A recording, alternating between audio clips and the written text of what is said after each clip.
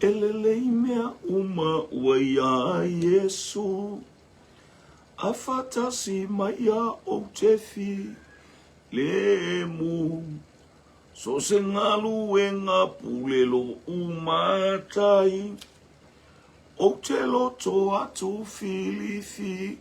Li mai sasa e sisifo. Tonga po matu. Waya sila fia po le fea itu. Pule mai lo matai o te whaia pea. Olo fina ngalo olo ulo tolea. Moni e tutupu o mea e tinga. Ole maua paulo fai mai e maf. Ai. Mea uma lava pe atu mai pea. Ole mana o Yesu e moni lea. Sasa e sisifo. Tonga po matu. Waia si la fia po le fea itu. Pule mai lo matai. O te whaia pea. Olo fina ngalo olo ulo tolea. So se ala laba ua fasi no mai. Lo uali fa aola na te au mai ai. Ole manuia ole nu utu mau. E amata mai ai nei e fa amavau. Sasa e sisifo. Tonga po matu. Waia si la fia po le fea itu. Pule mai lo matai. O te whaia pea. Olo fina ngalo olo ulo tolea. Pule mai lo matai. O te whaia pea. Olo fina ngalo olo ulo tolea. Hallelujah, olo fina ngalo. Hallelujah, ono mātou whātaunguina. E ala i le taita inga le nganga pa i e le eis fo ise mea mātou te mawhaia. Pe a whai e au noa ma oelo mātou matai. Fo ilava i a te oele wha manu ma le whaane tanga o le leo vi inga. O oelava e te pale i le vi inga i o vai. Le atua le tamā, le atua le alo, le atua le nganga pa i. Whane ne ina lo suhafa pa ia e whapau. Nei aso atoa i lauta ita inga ma lauta usinga. Ma lo whaftai. Malutia i mātou e ofo ina mātou i tono le maru mātou whale. Tau tali tonu o mātou loto sau mai toto le tama i māmoe. Hallelujah, mātou maua i le fia ma le oli e le au noa. Ia tāpena atu lau whanau lo mātou tama. Praise God, hallelujah. Ia mo le mātou whasoa foi. E mātou te leiloa se mea. Hallelujah. A oe pe a mātou tilo i lau a fio ma mātou te walau. Hallelujah. Whaafou mai, whaamanuia mai, whaau mai, whesoa ni mai. Ina ia whaia e lau whanau mo mātou talatala noa i le winga ese o lau a fio. Hallelujah. E ala i le taita i ngā lau la ngana pa ia. Fo i atu i ate oe me umora mātou mori mau e pe lava o la ke riso. Hallelujah, ole mori mawe maile na umai ai mato. Ina ia mato tau tala i lau upu. Hallelujah. Ina ia mo moli ai li sa vali ole malama i so se tasi. O mo o mia oe. Hallelujah. Uma mea uma ia fo i atu i ate oe le vi inga. Aua labana i se tangata. Ona o Yesu. Amene. Amene. Yeah. Ua tato ua o mai nel tusia Ioane lon sa upetolu. Ia ele ia wina atu tato sabali ia patu ile fa malo mo le fa time le fa talo fa la po kalame fa feilo ia tu sio tato painga. Ua mafai ona o tato Nuti mea fatasi ile nei vaenga o le afi. Praise God, hallelujah. E fo wale afionga le atua I taimi uma lau.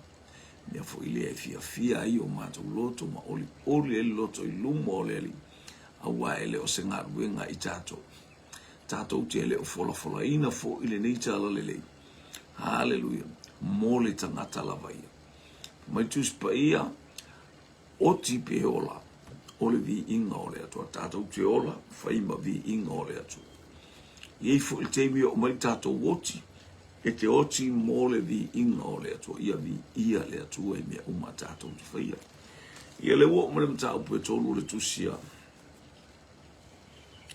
Le wo o mele mta upu e tolu o le tusi le a Ioane Evangelia mta upu e tolu tusi masani. Fealua I solo fia ai le faitau, fealua I solo ai le launga. Launga le lo foi pena launga I fo isi faifi au le neia sana neiva I aso. Io e praise God. Aia, ai fo wamo oe moa uma I tatou. Tala iani ko temo. Hallelujah, tala masani. Ni ieleli, tala iani ko temo, mo le sauo ni ko temo ia Yesu. Ni ko temo o le faipule. Hallelujah, o le frasaio. Ni ko temo le tas faipule, atal no le faipule lo no winga I le fono a Santerini. A fai le fono a Santerini, o tangata ia taita ia iutaia. E fai sina maualunga te le fono le fitu se furu le numela o tangata filifilia. I le au rapi, le au satu kaio, le au frasaio. Hallelujah, ele o farsaio uma ele o satu kai uma ai ai tangata tofia tongi mataia e ai to tonu e ai lo lato mi loa so ele tu la fono mo lato wolanga e ta welato o langa fa pa iaina ni ia le atua praise God ka pena fitus fulu lata ngata e fa tasima o sta ulanga mo o faita ulanga sili e ingla ni ko temo o le tala tuspai o le tasi tangata o le au farasai o niko temo lona ingo o le tasi faipule o iutaia. Waluane o ia Yesu I le po ua faima ia te ia rapie ua matou I loa o oe o le awa ua maliu mai le atua. Au wae le mawhaia e se tasi o na fai o ia failonga e te faia. Ana le ia te ia le atua. Sau ma le mauti noa lelei. Fesili ma le mauti noa. Alu ele o tautau lia la nara. Halu foi ma le mea ua tuku ilo na loto. Sau ile li I malu loto ato. Hallelujah. Te le atala I le taimina sau istu ina e sau I afa pena sau le po le fefe. Tatau na fefe. Tatou vui tatou te fefe. Au in tatou woni pokala me e kalesia tatou te fefe I o tatou matua. E tatou te vatu tatou ato fatana ala tu o tono lo o fulelei mo fa pena. Hallelujah. Afa fiala na tata mo tatou le fefe. E tatou le fefe.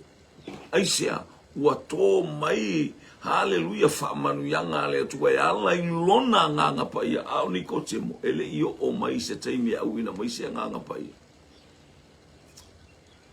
A faila e fefefe ia au forsai ma au tu suputau fefefe. Ele I malama I la tau le a o tatou ele tatou fefefe. Le se mela atanga I fualo ia rufunga ngā solo e kamikami e lalo fai o lapiko ke waso ange wa ele sau ai sa te fefe I o matua I te oilo e o matua le me te aru ia. A le te aru le maftanga au tala bou pe te aru fo I se maftanga. I maftanga fa pe o maftanga fa e kalesia. Hallelujah. E tatou te o solo ale tatou lo le wi ate tatou le nganga pa ia ele ai se mata ele ai se fefe o wina mai le o tu spa ia mo lava mai le nganga le tu e fa tonu e fa poto ele ngata ile awoni e fefe ta ule upu le tu upu le apolo ia Timoteo se ate tatou le nganga le fefe mo le nganga le mata ai o tatou tau tala ni ia leli ala ngol manatu o matua I lo manatu o matua ele ai anisi kalesia tu sama kalesia le tatou wola mai tato wola mai le kalisi le ta yo en tato wola mai ale porka la mele ale atua e le taimi e ma namba to ile atua i tangata wa fina ngalo ia ile atua e haleluya le vala wino Paulo mana ia tua to le olanga ia o Paulo le lotu yutaia fa sa wa ono lungo le lotu yutaia fa sa wa ta toso mai tangata le lungo le lotu yutaia a o le taimi na o ia ile vala au ma le falinga Yesu Keriso wa fa ele ilo ele nu ele ilo tangata ese Yesu ele ilo tangata ia Yesu e o ia Paulo le toa ino a Paulo wa le ngoa le wa tafe to tono Jerusalem le la umana o Paulo ia numera tasia ia le meta ole fa mahoni mataita e mai suelo na vi inga pia me va sole kama kikile eselele ki fa lungo me ka ba kile inga elele al ba kile inga le ai sala ngale vi ia ko ka maka pa wala kama kikile esela wa aile io Haleluya mana ia la tulanga na pea esele ba ai ono ole alu ia Yesu Keriso e fa pena umale o langa o tato le o ini ko te mo le tato stala no ai ono ni ko te mo saule po haleluya ia fa ifo ia sa ole fa ta o tangata ia la na saule po fefe ia le te tauna ia ai pe ono o fa ia te tauna fefe ni ko te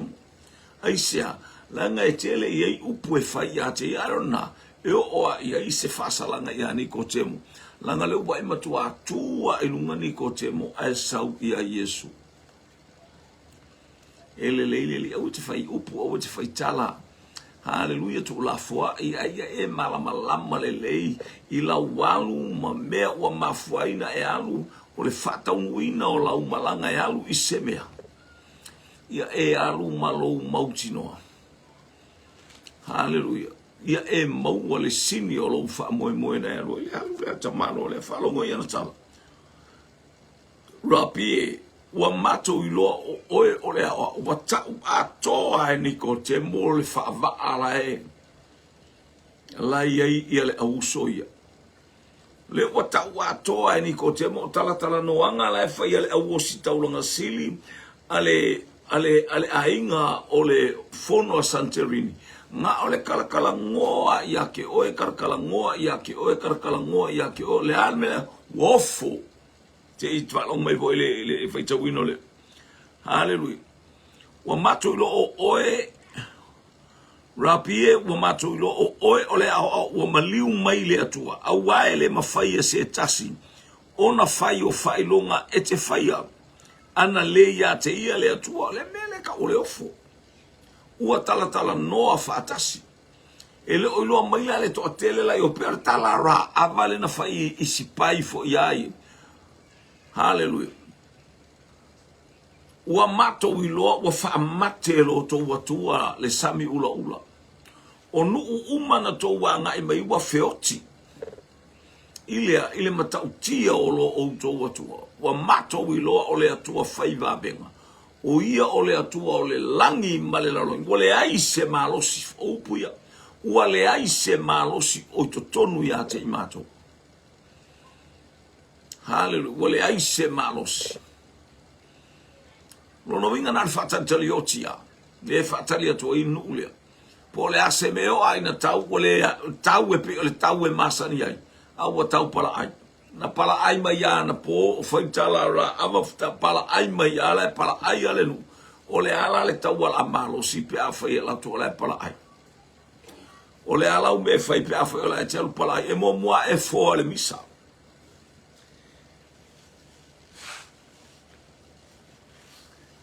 e mo moa e la bela ngai le o alu so ma fo se misa na alo ma fo la alu le meta o le fia ola fa pena uma le tala le utala no atu ia Nicodemo o lai no foi o ma fa putu o le falsa fa putu o le arena la ia yosi taulanga ia I fai taulanga sa tu kai o ma farsai o le autusi upu haleluya ale o fa matala le mela o tupu ia lato wa mato wiloa bluro numero tele le ua mato wiloa ele fa mai tamalo wa o wiloa no ua mātou wiloa la ua tāo whai ato i le fono a Santorini. O mea la o i le fono a Santorini. Le u whalongo i a Yesu, ai le whapele i loa Yesu. Hallelujah, whapena tau te loa apo vai a tangata lai whai mele anga mai a te i tātou, ma tā pena mai ni mea le ftau i atu e te loa i le atmosphere o le no fuanga, ma e loa i le attitude a tangata e whai. Pa ua mea la e tā pena o na le fia misa. Na ora latou fia fasioti. Ua fa ua le isa latou mea mawhai. Ua le aisa latou tala o whailonga ia e whai e Yesu e pe o le tala ni ko temu. O whailonga ia e te whaia. Na o le tangata lava na sau mai le langi mai le atua. Ai la tala noa saoa. E le mawhai e mātou taluana mātou forasai o taluana mātou satukai o taluana o si taulanga e le i kau kala whapea se o si taulanga. Te iloa oe pēa whamanuia le atua i ate oi. Hallelujah, te tautala i le mamalu o le atua. E te tautala i le lei o le atua. E te tautala i le sili ese o le atua. E te whasoa i le oa male ta mau a inga e le atua. Na pai mai no pai power. E te le whaia se tala i sou malosi. Awai le malosi ma le tu ai ngā onga le na onga ia niko temu. Ua whai ua le aise mea. O ila tau fo ila e ta alo mai pe o ta alo mai a tangata ua iai le pawa ma le. Ua matua le ia se mea. Na o ofu ala e ofu mai. Ofu wha farisaio. O leo mai e whaali ali mai o ila tau o farisaio. Whaale mai o lātou o satukai, o i lātou o si taulanga sili mā lātou tōninga. A ua matuale ai lava se me whapena tō tele. Whapena tō tele o i lātou o e o whio ai, ma i lātou o e tauta tala i le upua le atua. Di ia le li, ma i lātou o e whasoa le upua le atua. Laro mele na whapai leo no tala no atu en le altai au tusile tātou te iai, Paulo ia Filipi. Hallelujah. O nisi la tau te le whai ma le wha maoni. Le ngā lue ngā le atua. Whai ma le mataua. A o nisi. Wo la tau whaia ma le fia tele. O mai leo Paulo. Wa o fia pe la tau te le wha maoni na whai. Pe whai whai ma le wha maoni e nisi. A wa o fia ua tala ina le suafa o Yesu Keriso. O le ingo Keriso la tau te avea. E o ala tangata i o le manuia, i le meiele manuia, o le atou le whafolinga, pe i a mea le ingoa o Yesu o se peit, o se maunu. Hallelujah, o i la atou na, ua maunu a toe tau i a la atou le mātau na. Alo, ele leile atua. Ele leile atua i teimi uma, le alo le tamalo le, ese le matalatala o le upua le atua mane. Fio mai o le anganga pa ia tātou te mafuta ile ne ia fia. A waele mawhaia e se tasi o na whai o whailonga e te whaia. Ana le ia te ia le atoro, wa aini ko te mo, aka o lalai hoso le. Le a tātou whai taune li tala le ia ioa le, aka se tele o mea me ua ofo, e tuli mai ai, e le au osi taulanga sili tangata e o mai e lama i e su e toso atu, masai atu. Hallelujah. Ai le i whaatanga ina e le atua se tangata e pai i a Yesu. Wapena oe. Wapena i tātou. O tātou o i aso whainga taha. Aia. A o lau tau tala malowi loa o mea umai ala i le whasino manga le anganga pa ia. Ma le whaama ite mai e le anganga pa ia. E matua ata te tele ma ata ma mao lau sila. Ma lau tilo. Hallelujah. Ona e le o au e le o oe le o se tasi le malama le tate o tuai. O le malama o le anganga pa ia. Ni ia leli. Praise God. Whailonga ia te whaia na o whailonga ua te i te malo. Whailonga la ua tali atu Yesu ia te ia e moni o te whai atu ia te oe. O le whanau mai tangata. Ua tali atu Yesu ia te ia e moni o te whai atu i ate oe, o le whanau mai le tangata, e le mawhai o nei loa e ia le mālo le atua. Ka kou le whanau ma le tino, le winga o le whanau whae le whai mai tusi lea, Iane mata upu le whapea mai, e leo le toto, o ila o i tātou, e leo le toto mata upu mo Ioane, anu whapa suman tonu. O ila to wele o le toto na whana wai, wheu sua inga. Ta māma le tina, e leo le mana o fo i o le tino, momoi le pō. E leo le loto fo i o le tangata, ioi, mea nei mea uma e whai le loto o le tangata. Hallelujah. A o le atua lava, o mea ua saunia e le atua. E ala i louta lia o Yesu Keriso, maua e oe le whaamanuianga o le awina mai e le nganga. Whai ngō fie, ona e whape atu, o le atu, mau ona fua ina mai lea o le nganga pa. Ia sa ili atu, maua e oe tui atu, tō ina mai mo i tātou le nganga pa. Whatever time, e ke o le akwai, o le ale teimi e te wala awa tuai. O le ale teimi e te hale whaatonga tuai i le lini fua ina mo oe. Hallelujah. Ina ua etalia Yesu e le mawhain tato maua se mea o le malo le langi. Le mawhain tato maua se mea se a tato whaitau tuspa ia le tau tu whaitau wai. Aele o le poto le nā. Ele o le iloa le nā. Ele o le autu le nā. O louta lia o Yesu, o na awina mai leo whaamanu yanga le langi. Hallelujah e ala i le whaau unga le anganga pa ia. E pupula i o mata. Hallelujah. E toa i lo loto. E te malosi ai. E te tautala i le ola. E te tautala i le whaau unga le atua. E lo ni mea stangata. A o mea ua tufa mai lea lava taimi ua e ai. Hallelujah, ele whape o lau launga le ke launga inge ki koe launga i whakai au ki koe launga i a whea. Hallelujah. E te toe la, le ai ese ala whamatala ina i tuspa ia. Amen. Ese ala au mainga i lea taimi, ma lea taimi. Awa o lea nganga. Hallelujah. Na te whaai loa mea umai au na whaai loa lea taimi. Moni moni whātu ato e a le to e whanau le tangata. Hallelujah.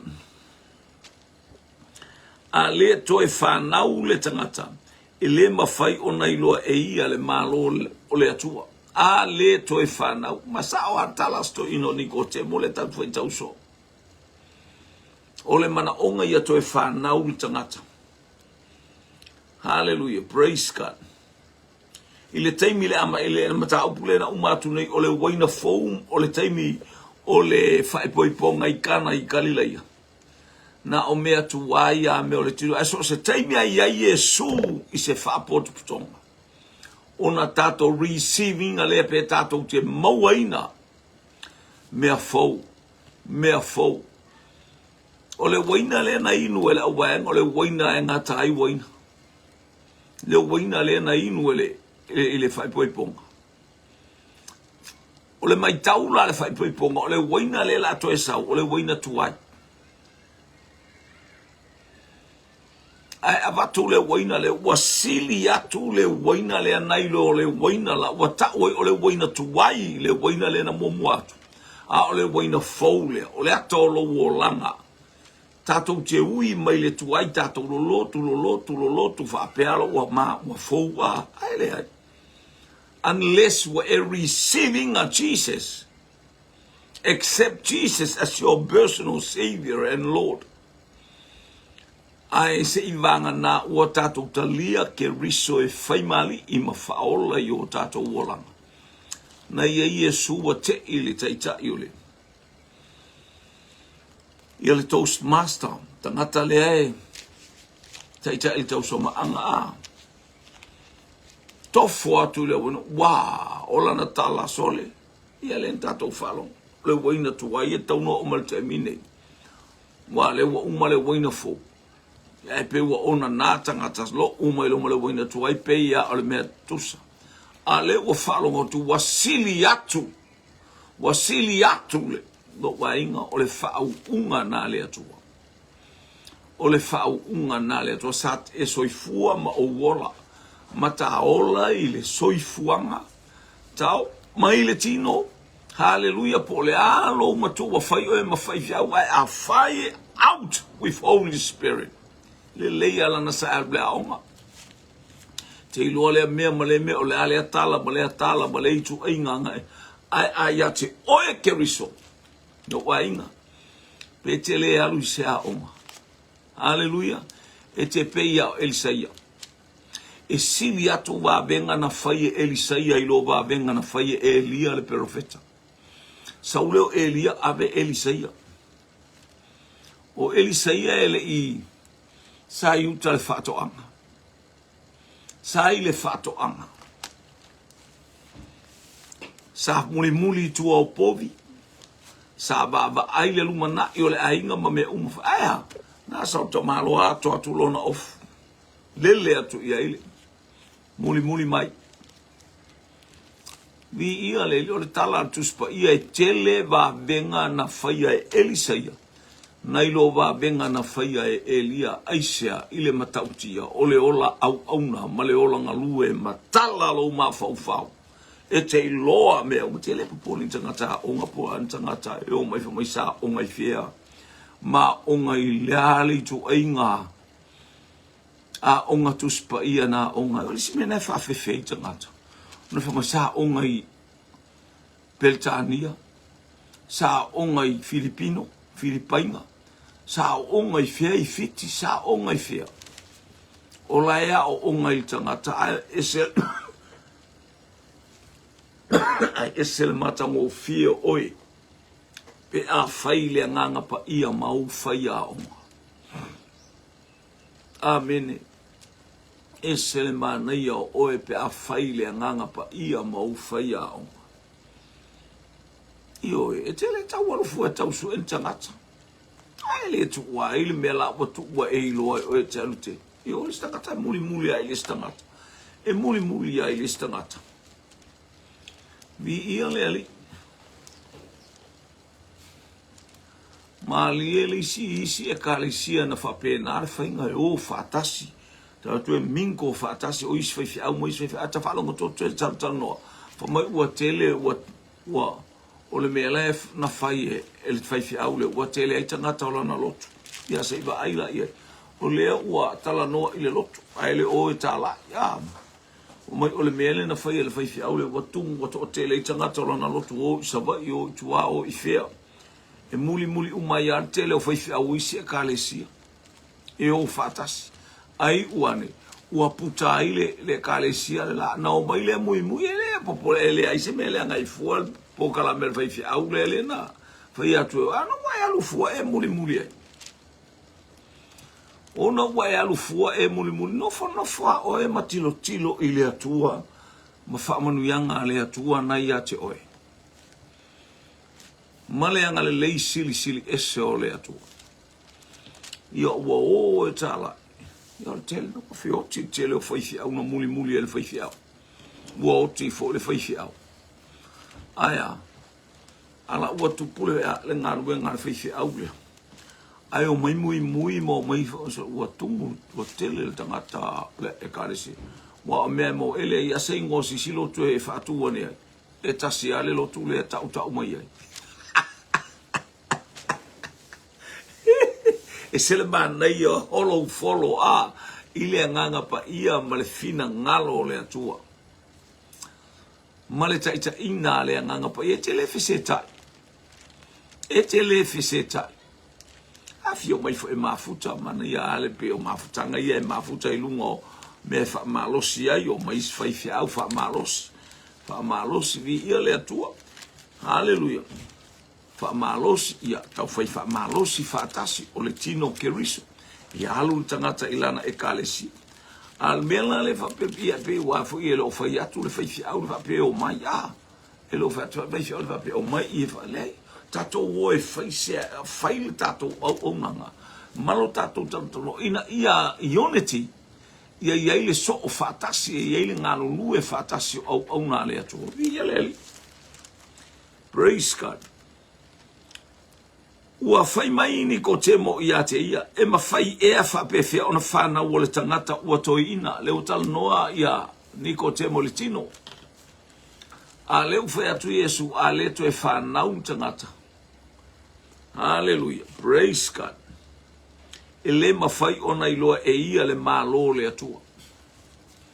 A se iwa o Farisai. O tangata au na ile atua, ala wata o atu ia Yesu. O e tau mua mai le fe au le tau. O tangata a Farisai o le autusi upu. Hallelujah, ala ufai atu whanongo whantala Yesu, whai upetonu. Ua tali atu Yesu ia te ia. E moni au te whai atu ia te oe. A le toe whanau le tangata. E le mawhai ona iloa e ia le malo le atua. Tau na toe whanau. Amini. A le toe whanau le tangata. Le ao soa ini Nikodemo. Wau toi ina. O le ale a koe ngā ioe. Mai fea. E na e mawhaina e alu le lotu. E mawhaina au na ala e te pongi saa. La ele I matala mai mo oe whaamanu yanga le atua. O le awhionga le atua. Ua whaafitu o na whaamamaina. O e whaalongo tala na alwhai salamo. Sfurulua tu se salamo alwhai upo e ono pe fitu. O a fionga le atua ua ose a rio ua whaafitu o na whaamamaina. Ola kai whaamama kai kele. E nai wa ile i pe whaafian whaamama le anga o le numero na le atua e mana o le atua ia o ia I mea uma. O le fitu. Hallelujah. Ie whape ai te malo au Peteru. Ia Yesu ina ufa mai e taun whamangalo whawhia to e oso ia Peteru ina e ta tawa. Whafitu. Waipi o le tū le ma le anga tangata iuta ia whatolu ana e whamangalo. Ia tia iloa. Kele ko e whamangalo. Ai whaele teimi watau e lau whaalava le manapa. Ai o solo Peteru, whaafitu. Ko se ke leo le afiku solo whako e Peteru. Whapea Peteru, wa makau kia langa whamangalo. Ai whama Yesu, au wale whaafitu. Ai fitu ngā furu ni fitu. Fitu se furu whaatele ia fitu. Fitu ni o a fitu ni fitu whaiva whase lau viva se furu. Whamangalo. E umar kausanga koe alu fo I malisi vai ngor kausanga la e whamanga. Amene. Amene. Mi ia leli o la e whioa ia le au wae ngale whape o la lau te ilo mataha upu tau le langi. E pei fo io au vai amo ua lotu ia Paulo e toso mai Paulo e whamala mala mai. O le manatu o Paulo ua makuase kueli pa lengi la ngā onga tamalo ino ia kamilie. Whamai ele ai se tasi e tusa ma ule matou tupunga. I le taimi o matou ba onga. Whai asi o ualualu. Maka ule le ie Paulo. Whai asi nā alu. Aia walea o ngā ia mea uma. Whalonga ia Paulo. Walea o ngā ole poto leo. Sa u whaapea lau ke poko. Ai leila o ke aru solo muli. Na le Paulo me na o mo ina na mo e la to na le vi inga mai tangata wal bele na we Paulo e fai ma au no e tu ma ofu o ila ua sa mo le mau le fasiotina o se te fano. Hallelujah ia vi ia ka male la sole e sa ka mai kiki la le almo lu male koa io no manga nga ka mai ke koa. Hallelujah ia tato o le toa o le matua mo na ia ta o tato ne ia leli. Praise God, praise God. Le wafai atu Yesu. Ale to e whanau le tangata, ele mawhai o nei loa e ia le malo le atu. Le mana onga ia whanau. Talia Yesu o le whanau le na, to e whanau fo wina lo tangata, o lo talia o Yesu, o le upu. Ia le la tau o toi. Hallelujah, fai fape fia no film na voltina e fa na mai ai. Ua tali atu Yesu e moni o te fai atu ia te oe. A fai ele fa na se tasi le vai male nganga. Le na fai el te malo o. Le baptisonga le na fai na ia mawai sala mole sa fai a.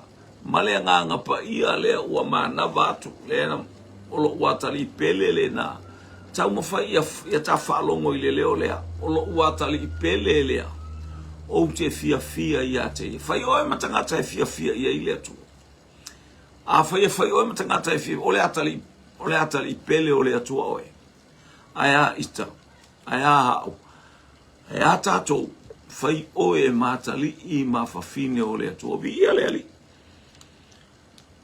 Oh, praise God. A whai ele whanau tangata i le vai. O le vai lea. O le upu le atua. O le vai a living water. A fountain of life. O le upu le atua. Ia. O le vai lea. Te ola i whalongo longo i le tawhe mai o le vai. Na tawhe mai a le vai lea. Na tawhe mai o i to tonu. Hallelujah. Na ua whai ele atua le uluai. Le uluai e tēnā. O na tu ule ia i o le vai. O le vai tafe, ua tafe mai e tēnā. O le whao la tanga le atua lae tafe mai a Yesu ke riso le vai lea. O le upua le atua. Saulo le vai ua manga wha le vai. O pisona e tumu le auro le lei. O le ata o le auro le lei. O le ata o semu. O le ata o le ainga o le atua. O i lato o e fia o le auro. O leisi o kaiona fa mai e tafe ikusa e aluatu ikusa atala no ikusa e alu le aingo mea uli i tangata uli e alu anga ai kupito Sudan ma Afrika ioe o le ata o whamanuianga le atua e tafe atu e le tu ua e le whapea na le tala ia le o la wanga i atu ai sauanga e le isi vai tafe ta oi ke teru tafe mai suria, tafe mai asuria. Na o nisi fo yo whamanu yanga i to tonu. Hallelujah, o se sa i tonu. Amene le yeile au mingo ia tangata yo. Male vai tafe o Eufirate, New Chapter talofa wa mangaba. Malo, mi yeleli, manu yel ne yafiafi. La le wa saule afo. La ona le to ya tito vi le praise God. La le wa tafe mai le vai o Eufirate. O le vai na e tafe mai o i Turkey Asiate. Tafe mai sawanga Iraq. Hallelujah. Tafe mai e palasi mai i Iran, i Persia. Tafe mai Mesopotamia, tafe mai nu umana. O le ata o whamanu yanga le atua, o le ata o le vai na e sau. O le ata o le upua le atua na o inanu uma. Na o inanu uma ina ia iaifa manu yanga le atua. Ia le ali, ia. O le ata na o vai tafe na O le ata na o wha manu yanga le atua e tafe mai to tonu ia te tato le vai lea. O le upua le atua. O le upua le atua whasulsui na ai nu uma o le lalolangi. Hallelujah. Ale to e whanau le vai male anganga. I loa le upua le atua whamatala e le anganga pa ia. E le na olo ilo whaitau tuspa ia malo whaitau wina o tuspa ia lea. O le mana onga ta whaau i le anganga pa ia lofa mai e whamatala tala. Le mana tele o le atua e ala ila na upu ia malama. Ia ngane nganea, ia ngoto mua i le whaiwhiau. Ia ngoto mua ia te au le tautala. Ia ngoto mua ia te au le folafola. Ia ngoto mua ia te au le awina atu e whaima abe whiau i le nei taimi. A ele i o atu. I nisi tangata. Ele mawhai ono tātou avatua le upua le atua i isi tangata. A ele ai tātou. O le tala na tuspa ia fa mai Yesu awe te eu le utu poto i le mata o lo uso. La unga le upua le atua i le mana tele o le atua. Lea tato o i tusia. Hallelujah. Praise God. Me laia talo whantua vi i le li.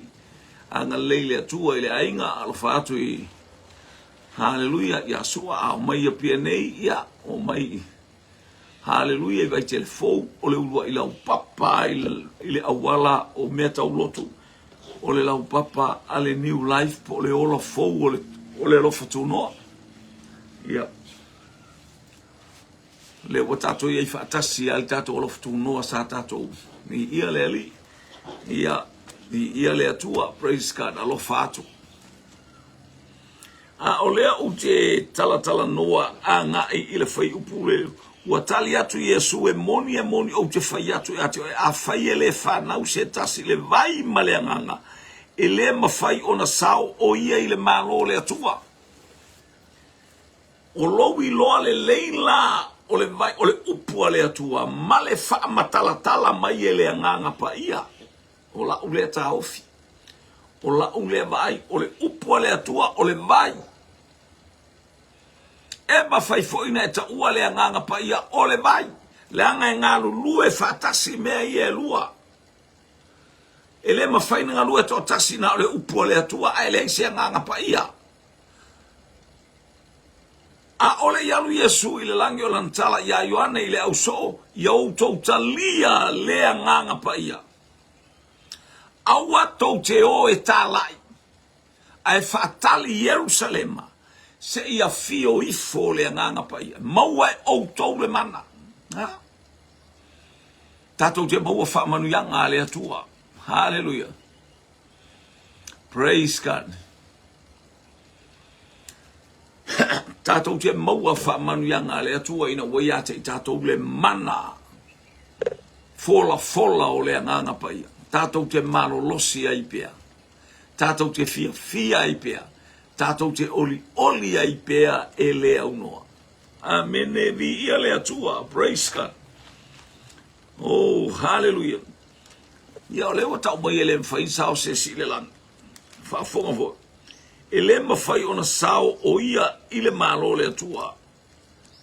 E moni au te whai atu ia te oe a whai e le whanau se tasi i le vai male anganga. E le mawhai ona sao o ia i le malo le atua. E lo le lotu so. E lo le fou o lava. E lo lo whai taulanga so o. Ne aia talia le upua le atua. The word of God is Jesus Christ. Hallelujah. O le upua le atua o Yesu Keriso. Male nganga pa ia na te wha matalatala ina le winga lo loto le winga lilo le winga sili ese o le atua e ngai mai a Keriso o le mana atoa o le atua o le mamalu o le atua. Ua ito tonu ia Keriso Yesu. Ia le ali. Ia le atua. Praise God. Ia. O le ua whanau mai le tino. O le tino lea. O le ua whanau mai foi i lale anganga. O le anganga lea. O le tino. E whanau mai le tamama le tina. O le atali i ma le afine. Hallelujah. Se longa e te talia i Yesu fato ai whanau mai le anganga. O le tino pe ai whanau mai lo tamama lo tina. But there is time. Hallelujah. There is time you become a spirit. Hallelujah. E whai e tātou matangata whale anganga. Ina ua whanau, ina ua tātou talia Keriso. Ina ua tātou maua whamanu yanga le anganga pa ia. That is in spirit. O mea uma e fuafua lau tautala. E whaautauta mea uma. Te tautala ma le whaautauta. Hallelujah. Tautala ma le manino. Te tautala ma le iloa. E te leso o na whaia se mea wa awhisiringia o e tangata. E te le tali le anganga pa ia. E mo ila te tautala mai. A ele o oe ona le tali. Ele o ue ana le tali. Ana tongia ta lofa. I ia le li o lo tato ele tato upokala me vi ia le li whaftai angai mai. Hallelujah. Ele o ue ona le tali ele o se tasi au le tali ale nganga pa ia. O e whana nau mai le tino. O le tino. O le whanau mai le nganga. Ina ua sa tato le tino. Saka ko wa mio pa a o le kingo. Sa kako whaika a kako whaikenge. Kako so nga o. Whaisala kako ainga kako wolanga leanga. Tato wolanga whale ton. O le menga ka o le kingo. E te poto ai ke sala. E ke poko ai ke kaubalea oe ilo wingu pia. E ke poko ai kaubalea oe ilo lima kango ese. Ioe. O nai te le tino. Ai te o lo ile nganga control o ile nganga e te tautango le me se stop. Kango aku ile me se stop. O mea uma e whaatonu mai ele nganga pa ia tu. Aua e te whaia se mea se. Aore teimi e te whaia ai oli le nganga pa ia. What the Bible declare and says. Sons and daughters of God. Hallelujah. That lead by the Holy Spirit. O atali I mawhawhine o lea tua e taita ina e lea nganga pa ia. Amene. Vi ia lea tua. Ia. Sele manga ia a. Whaupe fitu. Aua e te ofo. Ia le pena ofo ia tu lea matanga. I ofo o tangata. O le saua le tangata le na sauai. Tala noa mai mele tala noa ile la tau whawhale tui. Ale au fono a Centenario. A Santorini. Makua ofo a. Makua le ai a se whaari se whawhia iloa. Ele ai fo I se kami aku se mea. Whapea kami aku ele maua. E iloa lelei. Fai mai loa Yesu. Awa e te ofo. Awa na ofa yatu ia te oe. E ao ina toe whanau mai outou. Ia le waka o kou umala kou ke le whal kusa ingisi upu. Outou umala I o I le fono a Santorini. E aonga kou koe whangau kou lole o se mea mai le langi. A whai wato wafo. E alang kou wafo le anga o mea mai le langi. Mai le anga pa ia le o tautalai. A o mea ia tau te tautalai. E iloa umai ka maiki. E iloa umai ka ngaka whai mea ngā.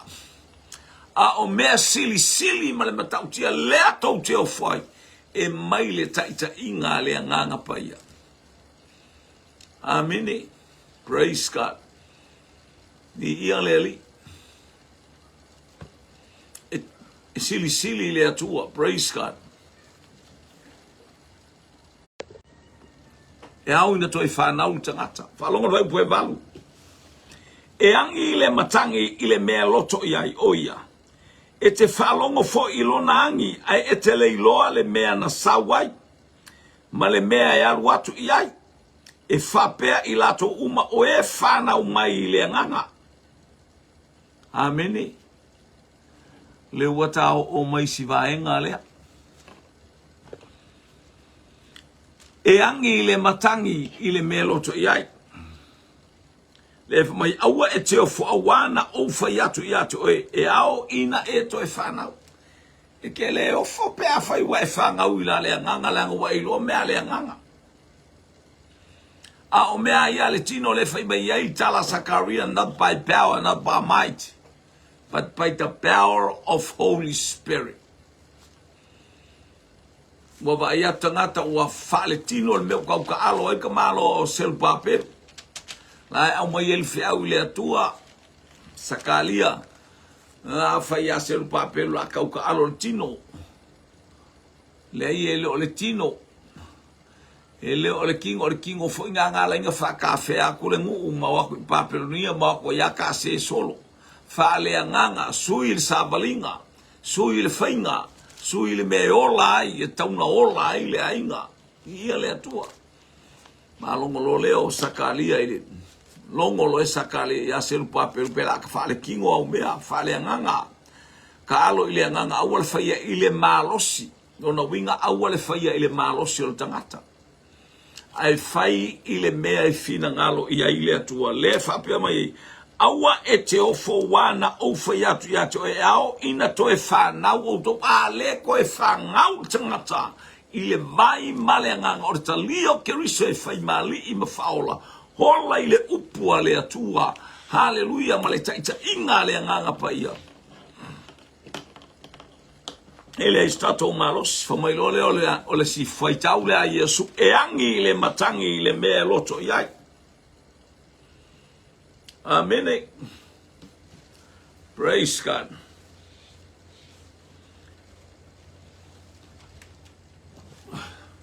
Wa ka vai male pepa le. E alu fa pele pepa nga le sau ile ili. Nga le sau ile makangi. E alu la fa pele pepa. Ai kele o vai se kingo se makangi. O fo ingangi le vai akui o alu fa pele ngiu. Palasi fa pele fai. Nga ilo le sau ole makangi. E ka ia fo yo kingo ilo. E kele o vai e fa pena. E fa pena le ngalue mai ale nganga paia. E loto ale mea. Na le kaimi fa manui ai oe le nganga paia fa pena na feangi ia i ole matangi. Ole nganga paia ia na fa manuyanga ile soifua male olangorte. E angi le matangi le mea e loto iai. Ai te le loa le mea sa te le loa le taimi. Te le loa le tuaso. A le angi. Ole ile nganga paia ole ia e so se mea o ia ile nganga paia. Hallelujah, praise God. Lo ilana fanau falongolongo o lana fanau mafuta. Hallelujah, to lua to tolu e tala noa ilo la ekalesia na o falongo ile power. Ole nganga pa ya to lua to tolu e tala noa ilo usua. O la ekalesia na vai mele matangi ya. Nganga vai me ya ile pepa le ke wa. Au ko ngola o le flow le pepanga i o le pa ile le anu fa pe o le matangi le sa ai ke un oma so lo aku o se me o sa o le ata o le nganga pa ia e mana batu le nganga pa ia mo fa manuia ia te oe ma nga ia tu e fa manuia le olanga o le tama maleteino le tama o le tina uso mo to fa fine au na le atua o e tau sini o le malo le atua. Ia e te leiloa le me e whape nāra tangata. E te leiloa le me sa wai ma le mea luai. E whapea i lato uma o e whanau mai le anganga. Ke au avaku le olanga whale kongu sa i le olanga o se uso po se kua finge a. Ke au avaku ma le olanga so le sel manga i ale. Ke ia wai vai aku sore o sau le lo. Whai kau kuspa ia. Sau fesili mai a oi pe ese mena te faia. Fa pe nga ke o va ko sau mo le bao ele masan sau mo le bao ko e kalesi. Ale le wa ya to sau mo le bao. Hallo. Te u se te mi o tu mai. Ya. Fai mai ya te oi pe ese me te mana o mia. So le ale or ka male kalalia ko ilo le ya. Ai na no fa pe ai. E angi le matangi le mea e loto iai. Ai te le iloa le mea sau whape nā le ngā ruenga le atu. Ale nganga pa ia tō mai i le nofo ali i o le atu. E ala ia ke riso Iesu. Mawhatau no umea tō. Ia Nikodemo. Watali mai Nikodemo. E mawhai whape whea mea ona whai. Ia mea ona whai. O le alava e tala noa Iesu i le nganga pa ia matala noa atu e faa. Malama Nikodemo. Ia le teilo i le talia Nikodemo e aki le ingapongi sali Nikodemo. Aisea, e le o stangata uanga i mai i le vai. Ele i whanau fōwina. Whanonga le tala. Iwa uaftali mai Nikodemo. E mawhai whape whea ia mea ona whai. Aleluia, ele mfaina iloa. Se longa e fai star sanga matalia Iesu e fai mali ma faola ilo wolanga. Fai taule upo le atua ma fatonga ile nganga pa ia fau umai. Fau umai tatou te marolo se man fai muli lea fai wasfulu. O Natalia tu lea o Iesu o oelea o Israelu. Ae tele iloa ea neimea. Hallelujah. Ia nei te ua e fesili foi o e whapea a. A le tala nā le anganga pa yo oe o le whaifi au oe o le oe o le ti a kono. Hallelujah. O oe o le whaila aunga oe o le wha evangelia. O oe o le apostolo. E ke leiloa ia mea. Tua lewa na ia te i tātou le anganga pa ia lua awhia tausanga umawai. E o mai i le afiafi nei. o lotu mau le manuia le fau unga ma le malosi e le mawai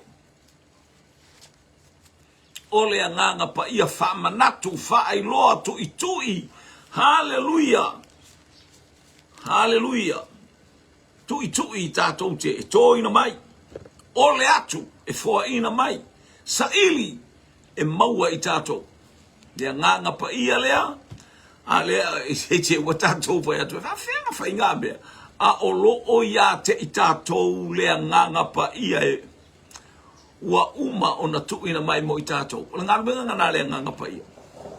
E whawhea na o wiloa. E whapewhea o na tali atu lea. E whapewhea o na whaia ia mea. Ia lea o re tali nao oi o re tali lea wa. Hallelujah se ivanga na wa e receiving ngā lea nganga pa ia talia Yesu. Whamanuia mai lea nganga pa ia ia te oi.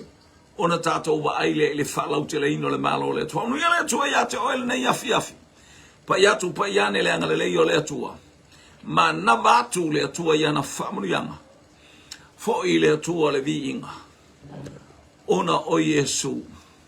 Whaftaita mai lau upu. Aluma le afi, aluma le mana le fi au lau tala le leile nei afi afi. Whamanuia i loto taitasi whalongolongo. Ai fo isi tasi e tau ane ai. Ia le manuia o lawa fio. Fo ile vi inga ia te oe ona o Yesu. Amene ma amene ma amene. To God be the glory forever and ever. Ola o one tautua mo oe. Mai samo nei. Hallelujah. Ile loto wha maulalo ona o Yesu. Amene ma amene ma amene.